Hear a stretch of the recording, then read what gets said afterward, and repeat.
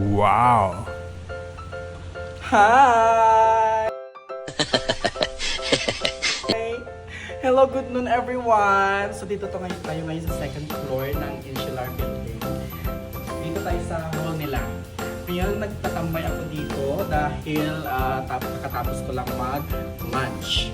So maganda kasi yung place nila dito dahil napakaaliwalas. Tingnan, makita mo yung mga sasakyan sa labas. Plus yung mga joyride, yung mga rider dyan at saka movie rider na naghihintay ng kanilang mga customer, di ba? Yun, for the COVID naman, kaya ko din sila. And then, ang sarap maglakad-lakad at mag-jogging-jogging sa labas, guys! Di ba? For the go. Ang ganda ng view, walang bagyo ngayon. Di ba? So, yun. Safe naman dito, walang mga walang bad guys dito sa part ng Alabang area dahil may mga security naman na nag-umaaligid-aligid, no? Nag-ronda sila. And sa harap ito ng Festival Mall. No? Di ba? So doon lang banda yung Festival Mall, sa kabila lang. Kasi may mga maraming punong kahoy. Yan.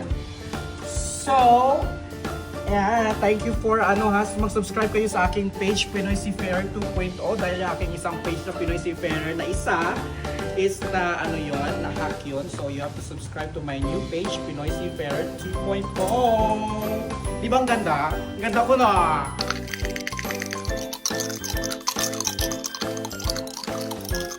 Back the pack!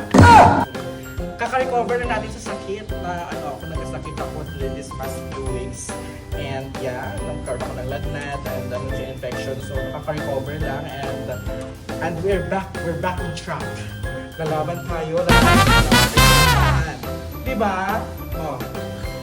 Pak na ang rapahan, pang Miss Universe, pang Miss Grand International, pang Miss Earth, at saka pang Miss Intergalactic. Diba? From Miss International Queen, gano'n. Mamita, diba? Ang pinakamaganda na girl sa Sobi. Joke lang! Diba? So, ang ganda ng lugar ng place ng Insular Building, napaka-modern at saka napaka-malinis. Diba? So, that's all guys! Thank you for tuning in to my page, Pinoy Seafarer 2.0. Subscribe, like, and follow! Bye! Thank you for watching Pinoy Seafarer. See you in my next vlog.